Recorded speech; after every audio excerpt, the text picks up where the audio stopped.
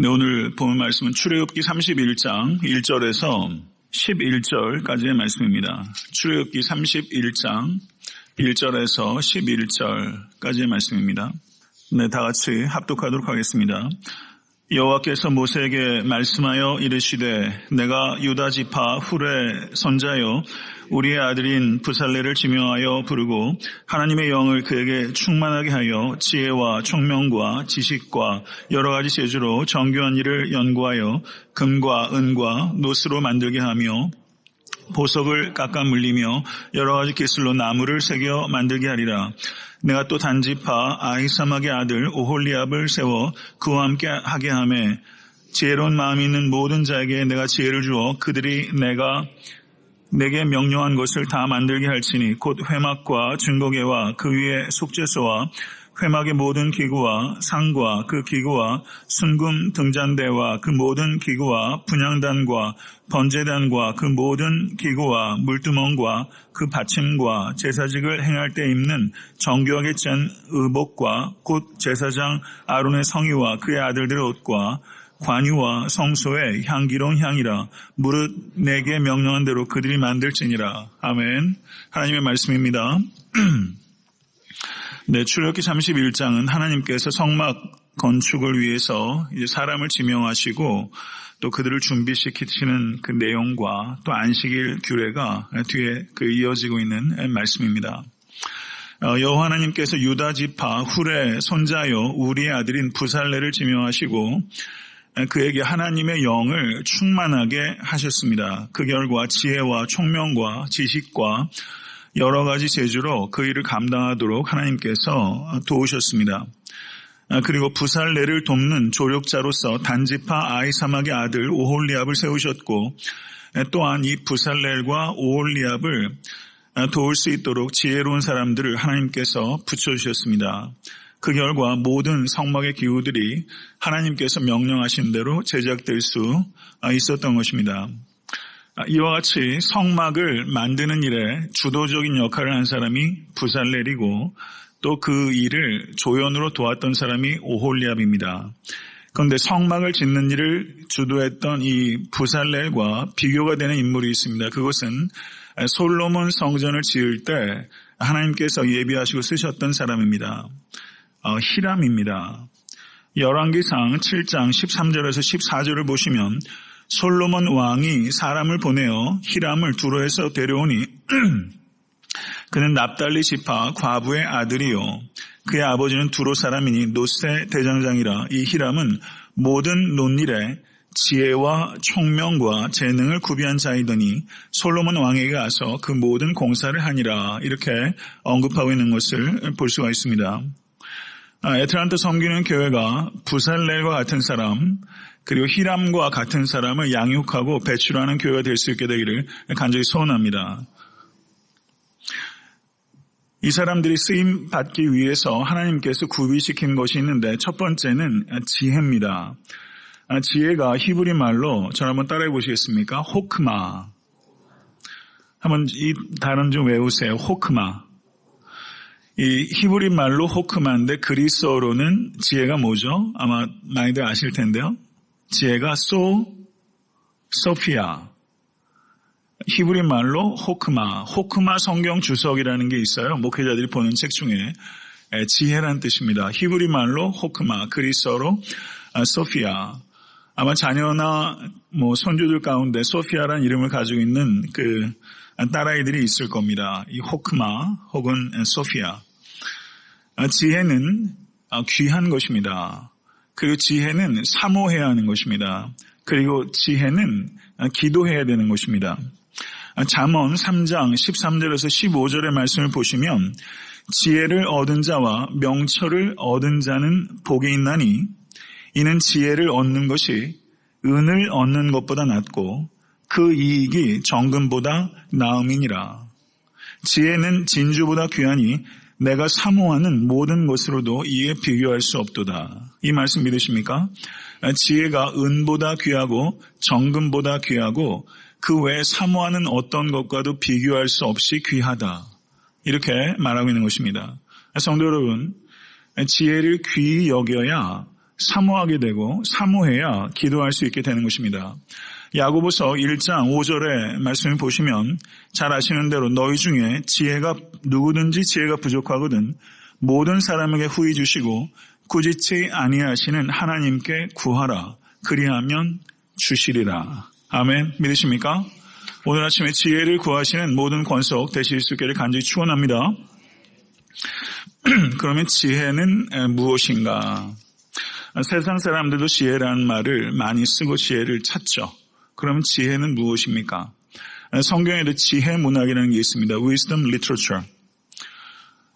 지혜의 근원은 여호와를 경외하는 것입니다. 잠언 1장 7절에 여호와를 경외하는 것이 지식의 근본이오늘 미련한 자는 지혜와 훈계를 멸시하느니라. 그리고 지혜 중에 최고의 지혜는 구원에 이르는 지혜입니다. 그리고 구원에 이르는 지혜는 성경에 있는 것입니다. 인생의 최고의 투자는 성경에 투자하는 것입니다. 성경에 투자하실 수 있기를 간절히 축원합니다.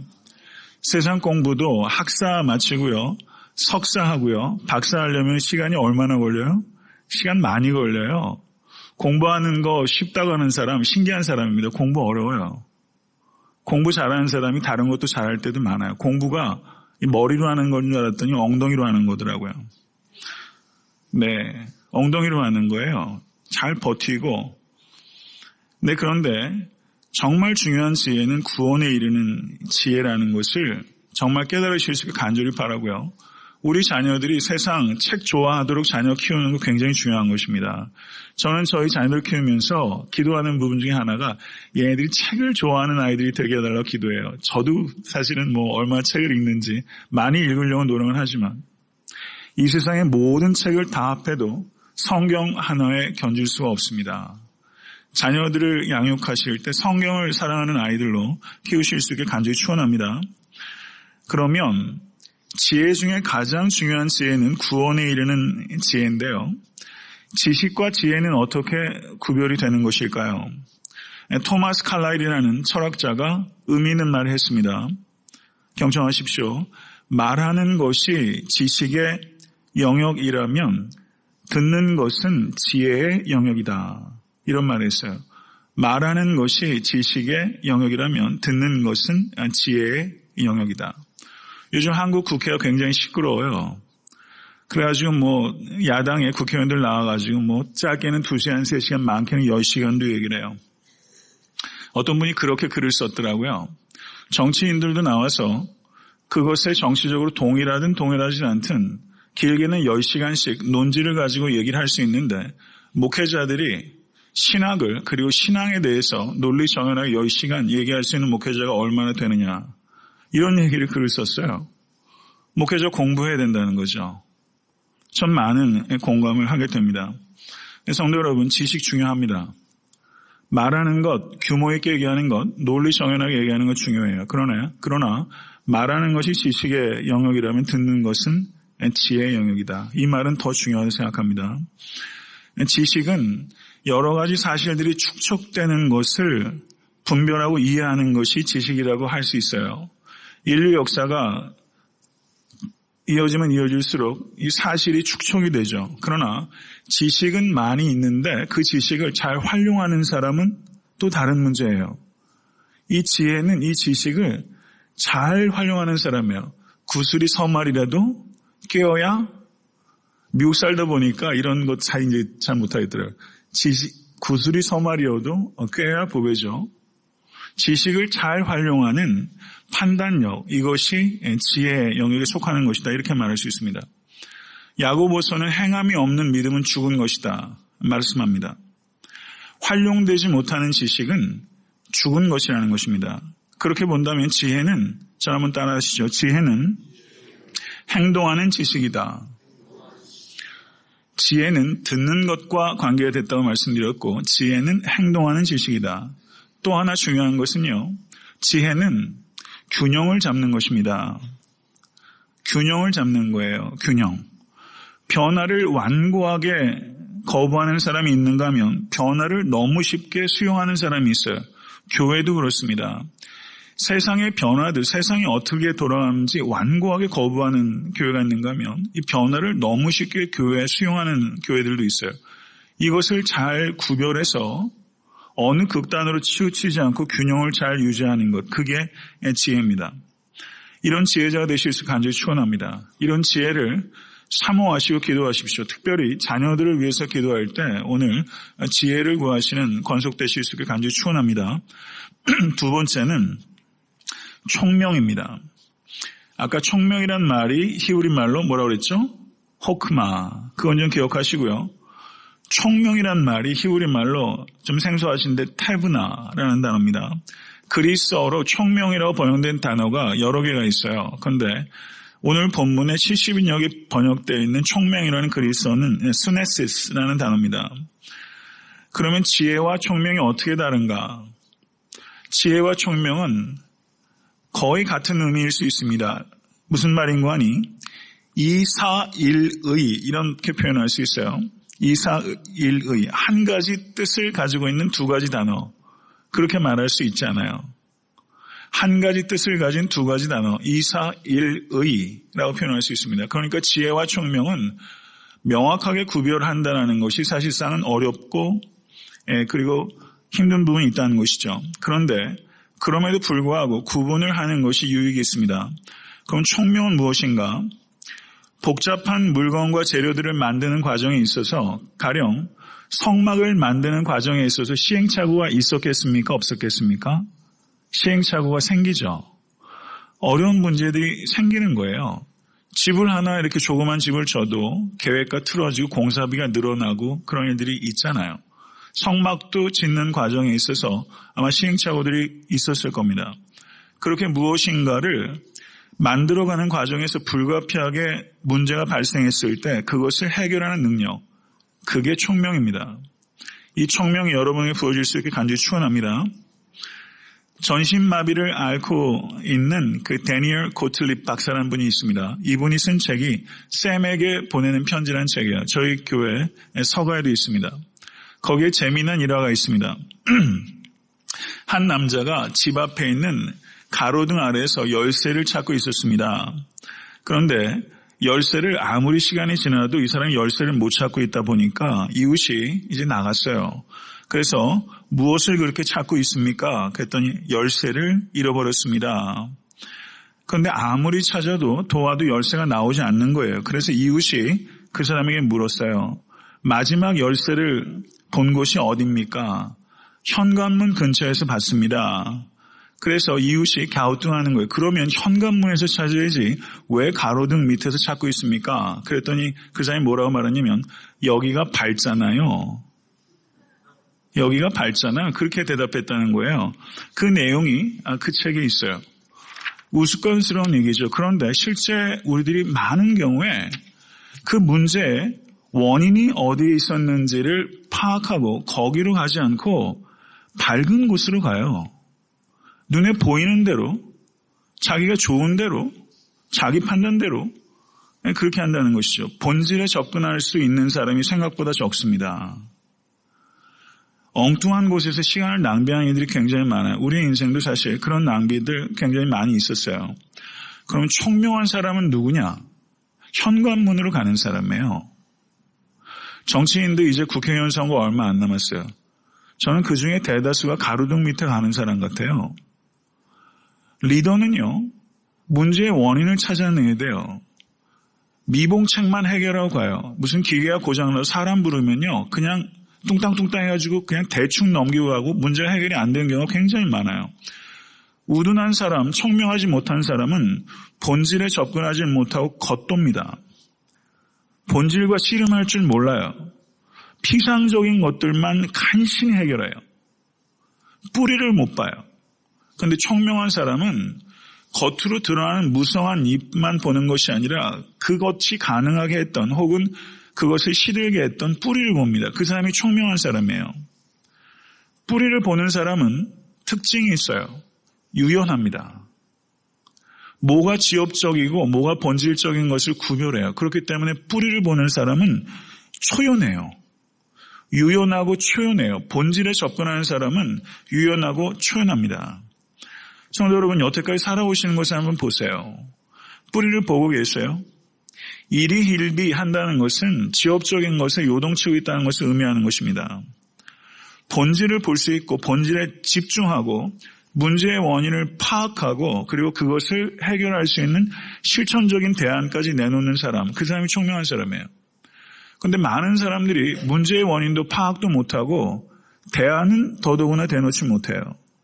교회 일이라는 것도 그래요. 우리가 얼마나 부족한 사람입니까? 목회자인 저부터. 여러 가지 문제들이 있어요. 초대교회도 문제가 있어요. 근데 문제의 본질에 접근하는 사람이 드뭅니다. 그리고 문제의 본질을 파악은 해도 그것에 대해서 실천적인 단계적인 대안을 제출하고 그리고 자기 희생적으로 헌신하는 사람 드물어요. 굉장히 드물어요. 사회도 마찬가지고요. 여러분이 속한 직장도 마찬가지입니다. 문제의 원인을 진단하고 그리고 대안을 내놓을 수 있는 사람, 그 사람이 총명한 사람이죠. 성도 여러분, 총명을 구하실 수 있길 간절히 바랍니다. 그래서 이 총명한 사람은 씨앗에 관심을 갖고 있는 사람이에요. 씨앗. 한국에 씨앗을 심는 사람들인가 뭐 이런 그 출판사인지 어떤 그 CD, CCM 이런 만드는 그런 데도 있어요. 전 그 이름이 좋더라고요. 씨앗을 심는 사람들. 문제의 원인을 파악하고 그리고 씨앗을 심을 줄 아는 사람들. 총명한 사람은 집중력이 있는데 집착하지 않습니다. 집중과 집착은 굉장히 큰 차이예요. 집중과 집착. 본질을 보는 사람은 집중력이 있어요. 집착하지 않아요. 아까 말씀드린 대로 초연합니다. 눈에 보이는 일들에 일희일비하지 않아요. 유연해요. 나이가 들어가면요, 뼈가 굳습니다. 나이가 들어가면 사고가 굳어요. 저는 육체가 약해지는 것은 사실은 슬퍼할 일 아닌 것 같아요. 제가 뭐 나이도 안 된 사람이 그런 소리 하면 좀 여러분께 결례인지 모르겠지만은 나이가 들어가고 뼈가 굳고 하는 건 사실은 별 문제 아니에요. 그건 자연스러운 과정이고 어떻게 보면 좋은 측면도 있다고 생각해요. 근데 사고가 경직되는 것은 안타까운 일인 것 같습니다. 배울 줄 모르는 사람 문제예요. 인풋이 안 돼요. 인풋이 안 돼요. 그러니까 아웃풋이 없죠. 유연하실 수 있기를 간절히 축원합니다. 뿌리를 볼 수 있기를 간절히 축원합니다. 설교를 맺겠습니다. 부살렐이 주연이라면 오홀리압은 조연이에요. 저도 제가 20대 때는요, 주연이 되게 하고 싶었어요. 주연이. 주연에게 되면 스포트라이트가 다 가잖아요. 그러니까 10대, 20대 때는 주연에 관심이 많아요. 그때는 영화를 봐도요, 주연만 보여요. 정우성밖에 안 보여요. 네. 그런데 어느 순간부터 영화를 봐도 조연이 보여요. 조연이 연기가 참 좋다. 한국 사회도 그래도 조금 머추어해 주는 게 예전에는 그 신성일 씨만 봤잖아요. 조연은 하나도 안 보고 얼굴만 보고. 근데 요즘은 조연이 굉장히 부각이 되면서 오히려 조연들이 생명력이 길고 질리지 않고요. 조연은 연기력 가지고 승부하고요. 그래서 조연이 잘 받쳐져야 영화도 되고 그리고 조연도 상당히 각광을 받더라고요. 저는 조연의 중요성이 강조가 된다고 생각합니다. 우리가 부살렐이 있지만 부살렐이 그 일을 감당할 수 있었던 결정적인 것은 오홀리압이 있었기 때문이고 오홀리압뿐만 아니라 그 외에 이름이 없는 익명의 지혜로운 사람들이 있었기 때문에 가능한 일입니다. 모세가 있었고 여호수아가 또 있고 여호수아가 모세를 수종들었던 시종입니다. 그런데 또 여호수아의 그늘 밑에 있는 것을 자처했던 갈렙이라는 조연이 또 있잖아요. 바울이 있는가 하면 바나바가 있고요. 우리 자녀들을 키울 때 저는요, 문제는 큰 일이냐 작은 일이냐가 중요한 게 아니라 소명대로 쓰임 받느냐 못 받느냐가 중요한 것입니다. 바울의 그릇도 있고요. 바나바의 그릇도 있어요. 예, 성도 여러분, 이것을 우리가 좀 깊이 생각할 수 있게 되길 간절히 바랍니다. 김화영 씨라는 사람이 있습니다. 김화영. 자녀들을 너무 주연으로 하게 되면 애들이 질리고 힘들어요. 예. 김화영 씨라는 사람이 있는데 그분이 어떤 글을 썼냐면 촛불 하나도 혼자 타오르지 못합니다. 이런 글을 썼어요. 촛불 하나도 혼자 타오르지 못합니다. 잘 쓴 글은 아니에요. 내용이 이런 겁니다. 저 혼자 타오르는 줄 알았습니다. 그런데 공기와 바람이 필요하더군요. 모든 것이 적당해야 하고요. 촛불 하나도 혼자 타오르지 못합니다. 촛불이 타오르는 것에도 도움이 필요한데 하물며 인간이 촛불이 되어 빛을 발하기 위해서는 얼마나 많은 도움이 필요하겠습니까? 도움이 필요하다는 거예요. 피차간에. 협동하는 일이 얼마나 중요한가 하는 일을 우리가 여기서 보게 됩니다. D.L. 무디 목사님이 이런 얘기를 했어요.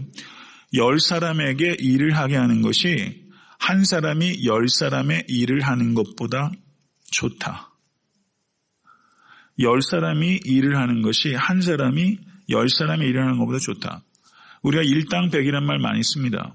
일당 1000이란 말도 쓰고요. 사람이 일단 만을 하는 사람도 있어요.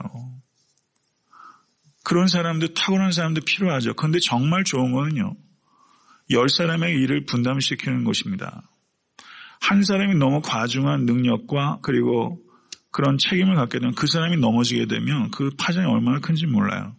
전 그런 의미에서는 교회가 이렇게 작고 그리고 중간 이런 교회들이 건강하게 10,000명 교회 하나 있는 것보다는 전 1,000명 교회 10개 있는 게 더 낫다고 생각해요. 제 개인적인 성향도 거기 있지만요. 그게 훨씬 좋다고 생각합니다. 전도서 말씀 읽고 맺겠습니다. 2사람이 한 사람보다 나음은 그들이 수고함으로 좋은 상을 얻을 것입니다. 혹시 그들이 넘어지면 하나가 그 동물을 붙들어 일으키려니와 홀로 있어 넘어지고 붙들어 일으킬 자가 없는 자에게는 화가 있으리라. 또 2사람이 함께 누우면 따뜻하거니와 한 사람이면 어찌 따뜻하랴. 한 사람이면 패하겠거니와 2사람이면 맞설 수 있나니 세겹줄은 쉽게 끊어지리 아니하느니라. 아멘. 정예탄도 성경교회가 그런 교회 되시길 간절히 바랍니다.